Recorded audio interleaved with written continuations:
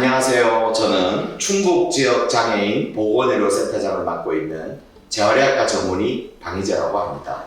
오늘 저희 센터에서는 여성장애인 그 가운데서도 척추 손상이 있으신 여성장애인의 임신과 출산에 대해서 두 분 모시고 말씀을 나눠볼까 합니다. 안녕하세요. 안녕하세요. 네, 바쁘신데 나와주셔서 감사합니다. 네.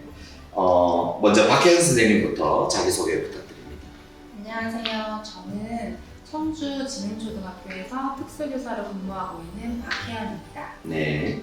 네, 안녕하세요. 저는 충북대학교 병원 산부인과에서 일하고 있는 김순우입니다. 네. 우리 박혜연 선생님께서는 이제 어렸을 때 척추 손상을 당하셨고 그 주치의를 맡으셨던 김수미 교수님이 오늘 자리를 해주셨습니다. 가지고 계신 장애가 어떤지 좀 간략하게 소개를 부탁드립니다. 저는 척수손상 장애인입니다. 낙상사고로 경추 6, 7번 손상을 입게 되었고 그래서 전신마비 진단을 받았습니다. 그로 인해서 하하지 운동기능 상실과 더불어 배뇨장애를 동반하게 되었습니다. 제가 알기로는 우리 박혜연 선생님께서는 결혼하고 난 뒤에 임신을 하려고 노력을 좀 하셨습니다. 근데 결혼 후에 얼마 만에 임신을 하게 되셨나요? 4년 만에 임신을 했는데요. 제가 2016년에 결혼을 했고 네. 2020년에 임신을 했습니다. 보통 뭐 장애가 있으시든 아니면 장애가 없으시든 가임기 여성이 결혼하시고 임신을 하게 되는 데까지 걸리는 시간이 대략적으로 뭐 얼마 정도 걸리나요? 저희가 이제 임신이 안 되는 난임을 이제 정의를 할 때는 1년 동안 이제 적극적으로 성관계를 했을 때 임신이 안 됐을 때를 난임이라고 하고요. 보통은 그렇게 1년 정도 이제 그런 부부관계를 정상적으로 하면 한 85% 정도에서 임신을 하는 것으로 알려져 있습니다. 네. 그러면 지금 박혜연 선생님 경우를 좀 예를 들자면 척추 손상 뭐 정도에 따라서 좀 다를 거고요. 또 임신을 시도하시는 여성분의 나이에 따라서도 좀 차이가 있을 텐데 척추 손상이 있으신 여성의 임신율과 척추 손상이 없는 비장애 여성들의 임신 성공률 차이가 좀 있습니까? 차이는 없는 것으로 되어 있습니다. 네. 남자 척수 손상 장애인분들은 사실 이제 뭐 문제가 있겠지만 여성의 경우는 크게 이렇게 영향을 받지 않는 것으로 되어 있습니다. 그래서 이제 2020년에 한 논문이 발표됐었는데요. 그 147명의 여성 척수 손상 장애를 가진 분들이 이제 임신과 출산율에 대해서 이제 조사를 한 게 있었는데 한 88%에서 임신이랑 출산을 하셨고 그게 이제 비장애 부부와 거의 비슷한 그런 수치로 이제 나와서 이제 그런 영향은 크게 받지 않는 것으로 그렇게 알고 있습니다. 자, 우리 박혜연 선생님 많이 기쁘셨을 것 같은데 저도 그때 외래에 오셔가지고 교수님 저 임신했어요 이랬던 그 표정이 지금도 기억이 생생한데 임신 사실 확인하셨을 때 기분 어땠습니까? 먼저 제가 결혼이 많이 짧지 않았고 또 나이도 적지 않은 터라 주변에서도 저의 임신을 기다렸고 저희 부부도 굉장히 임신을 준비하고 기다리는 상황에 아이가 찾아와서 기쁨이 가장 컸던 것 같습니다. 자, 임신을 하고 난 뒤에 사실은 이제 오랜 기간 척수 손상이 있으셨고 복용하는 약물도 있으셨고 하셔가지고 아기한테도 영향은 없을지 그 다음에 내가 안전하게 분만을 할 수 있을지 아니면 임신 기간에 별일 없이 뭐 건강에 위해가 가지 않도록 임신 기간을 잘 유지를 할지 걱정이 좀 많으셨을 것 같은데 실제 본인은 어떠셨습니까? 임신이 처음이기도 했고 저는 사실 주변에서 임신한 여성 장애인들이 순산을 하는 경우를 많이 봤어요. 아, 네. 그래서 이제 출산에 대한 걱정은 좀 적었는데 다만 이제 제가 복용하는 약이 있고 그 약을 정말 장기간 복용을 했고 임신 기간에도 복용하지 않으면 이제 신체 조절에 좀 어려움이 있을 것 같아서 그 약으로 인해서 태아에게 안 좋은 부작용이 생길까봐 그 점에 대해서 걱정을 가장 많이 했던 것 같습니다. 자, 뭐 두려움은 두려움이었고 실제 임신을 하고 있는 동안에 어떤 어려움이 있었습니까? 저는 소변에 생기는 염증으로 인한 어려움이 가장 컸어요. 네. 저는 척수손상으로 인해서 자연 배뇨가 어렵기 때문에 작은 관을 체내에 삽입해서 소변을 배출을 하는데요.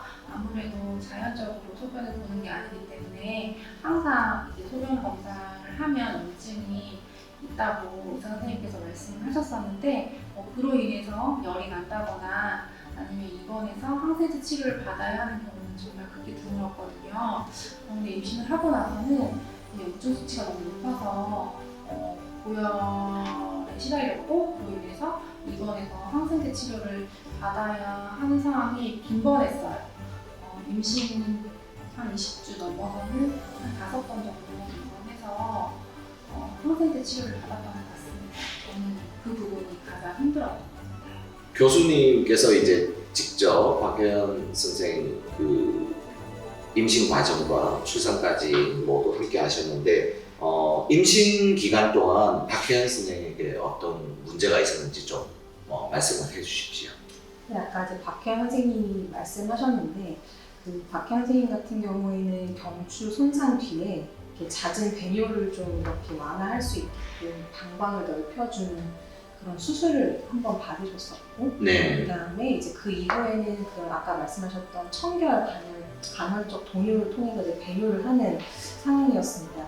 그런데 이제 비장의 여성도 그 자궁이 커지면 자궁이 이제 방광을 누르게 돼서 방광에 요가 정체되는 그런 것 때문에 아무런 의학적인 문제가 없어도 이제 요로 감염이 자주 발생을 하는데 네. 이제 박혜연 선생님 같은 경우에는 그 정도가 더 심해서 아까 말씀하셨듯이 한 임신 기간 동안 5번 정도 요로 감염이 심하게 와서 열도 많이 났었고 그리고 이제 항생제를 오래 쓰다 보니까 임신 후반기에는 이게 항생제 내성균에 감염이 돼서 굉장히 고생을 했던 기억이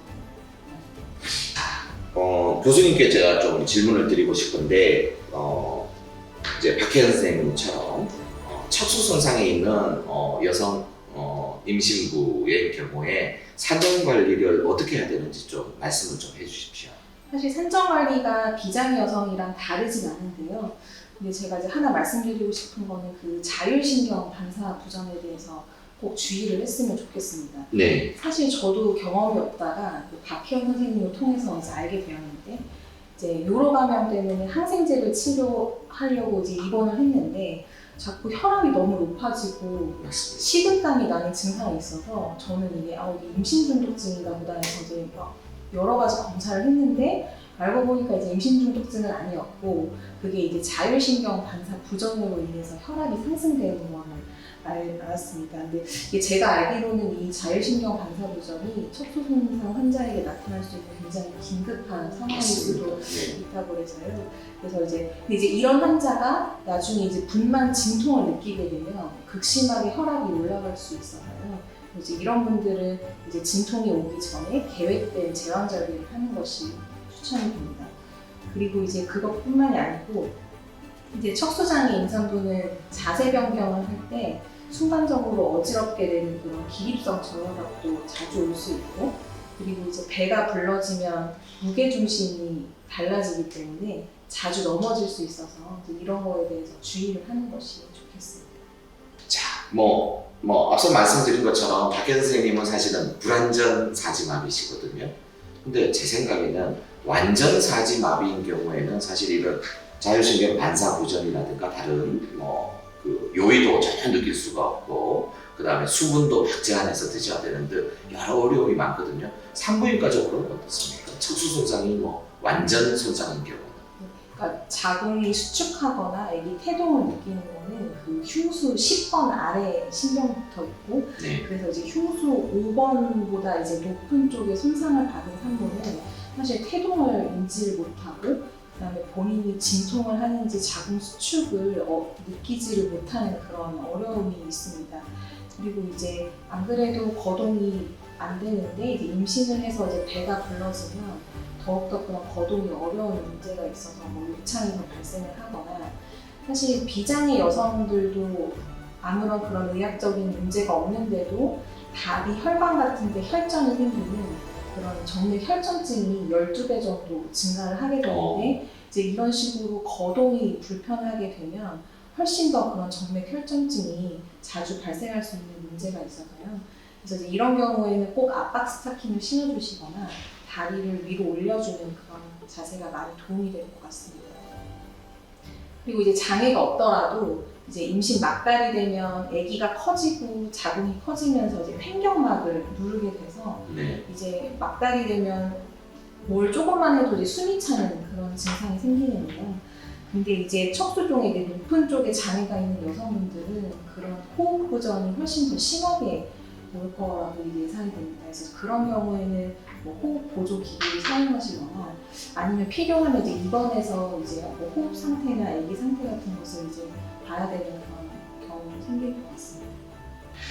자, 뭐 지금까지는 이제 출산 전에 산전 관리라든가 아니면 당시에 있었던 그 우리 박 선생님이 실제로 있었던 여러 가지 산부인과적, 상과적 문제들에 대해서 이야기를 나눠봤는데요. 자, 지금부터 이제 출산 이야기, 그 출산 그 이후의 이야기까지 넘어가 보도록 하겠습니다.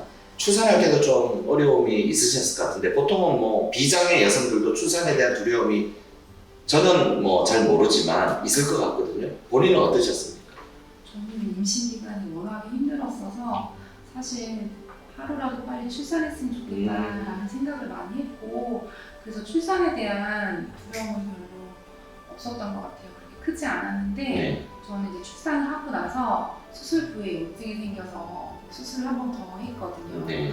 근데 그때 입원해서 다시 수술실 들어갈 때는 정신적으로나 신체적으로나 좀 많이 힘들었던 것 같습니다. 당시에 출산할 때 어떤 의학적 문제가 있었는지 소개를 좀 해주십시오.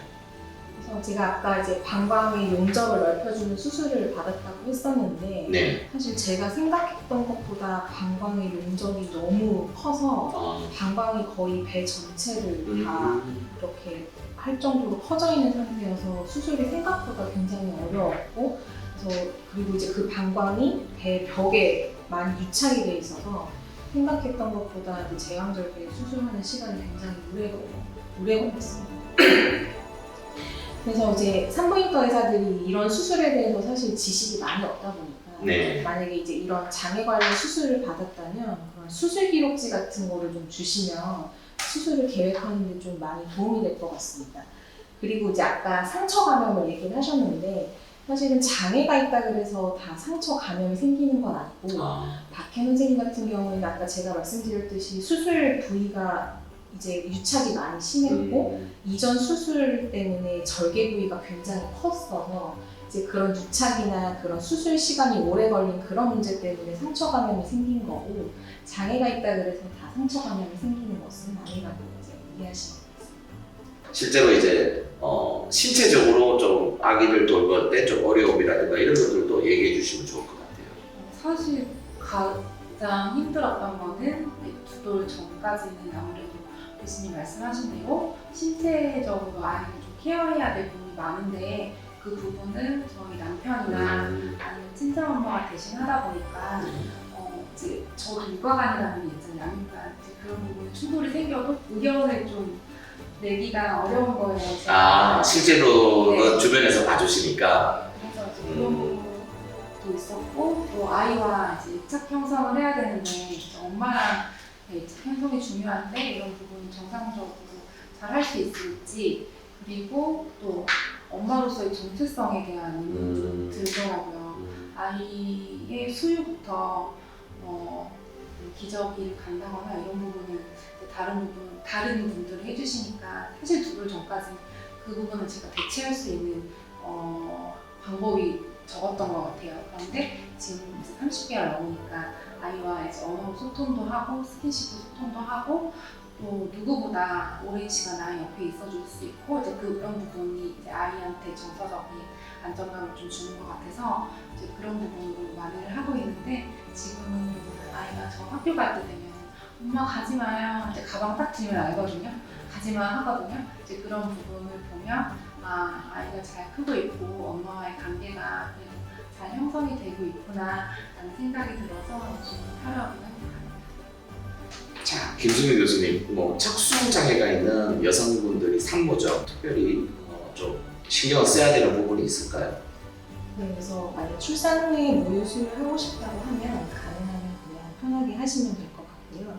근데 이제 임신을 하고 출산을 하고 나면 이제 그 다음에 이제 피임을 뭐 계획을 하는 그런 거라면 거동이 좀 불편하시다면 경구 피임약을 먹게 되면 혈전이 생기기 때문에 그런 거는 좀 이제 경구 피임약보다는 다른 방법으로 피임을 하면 되겠습니다. 박혜연 선생님이 그나마 이제 임신을 계획하고 그 다음에 출산을 하고 지금 이제 행복한 아기와 행복한 생활을 하고 계시는데 다른 임신을 계획하거나 출산을 앞두고 있는 척수장애 여성 또는 그 가족분들에게 한 말씀 좀 부탁드립니다. 임신 준비를 시작하실 때 보통 산전 검사를 받으시는데 저는 재활의학과 진료도 함께 받으시는 것을 추천드리고 싶어요. 그리고 여성병원보다는 여러 가지 진료를 볼 수 있는 종합병원을 선택하시는 게 좋을 것 같습니다. 왜냐하면 제가 임신 기간 동안 여러 가지 상황을 겪으면서 신체적으로도 힘들었지만 정신적으로 굉장히 많이 힘들었는데 그래도 종합병원에 입원을 해서 여러 가지 진료를 볼 수 있는 상황에 제가 있다는 그 상황, 입원에 있다는 것만으로도 굉장히 심리적으로 안정감을 느꼈거든요. 그래서 병원 선택에 있어서 조금 더 신중하게 하셨으면 좋겠고 나에게 가장 맞는 병원을 선택하셨으면 좋겠습니다. 교수님께서도 마지막으로 우리 척수 손상 장애인뿐만 아니라 모든 이제 장애가 있으신 여성분들의 임신과 출산에 대해서 한 말씀 부탁드리겠습니다. 네, 그래서 이제 만약에 임신과 출산을 계획을 하고 계신다면 그 여성장애 친화병원이 지정이 되어 있습니다. 그래서 네. 인터넷에 찾아보시면 그런 장애 여성 친화병원으로 지정된 병원을 가시면 예를 들면 리프트나 여러 가지 이제 그런 장비들이 있어서 아무래도 산전 관리가 좀 편할 것 같습니다. 그리고 이제 요즘 잘 아시다시피 출산율이 많이 감소했습니다. 그래서 이제 여성 장애인 출산 현황을 보면 2018년에는 일단 1,500명 정도가 출산을 한 것으로 되어 있는데 2021년에는 거의 한 830명 정도로 44% 정도 감소한 것으로 되어 있습니다. 그래서 사실 이제 산부인과 의사가 중증 여성 장애 임신과 출산을 경험을 많이 못한다는 그런 이야기도 됩니다. 그래서 예를 들면 강직 같은 거는 장애 여성분에게는 굉장히 익숙한 상황이지만 산전 진찰을 하다가 이제 그런 강직 같은 상황이 산부인과 의사에게는 익숙하지 않은 그런 상황이 될 수도 있어서요. 이제 이런 거에 대해서 이제 의료진이랑 그런 장애 여성분들이 활발하게 이제 의사소통을 하고 그런 정보 교류를 잘 한다면 이제 즐거운 산전 관리가 되고 그리고 분만까지 안전하게 할 수 있을 것이라고 생각합니다. 자, 교수님 앞으로도 우리 이제 박혜연 선생님이 이제 안전하게 아기를 분만할 수 있었던 것처럼 장애가 있으신 여성분들에게 보다 안전하게 그리고 좀 더 편리하게 임신과 출산을 할 수 있도록 많은 도움 부탁드리겠습니다. 자, 오늘 박혜연 선생님 나와주셔서 감사합니다. 네. 자, 오늘 그 두 분 모시고 말씀을 나눠봤는데요. 이 방송 보시고 좀 힘이 되시거나 아니면 좀 어려움이 있고 궁금하신 게 있으면 저희 자막을 내겠습니다. 그 자막에 저희한테 연락을 주시면 저희가 도움을 좀 드리도록 하겠습니다. 오늘 시청해 주셔서 감사합니다.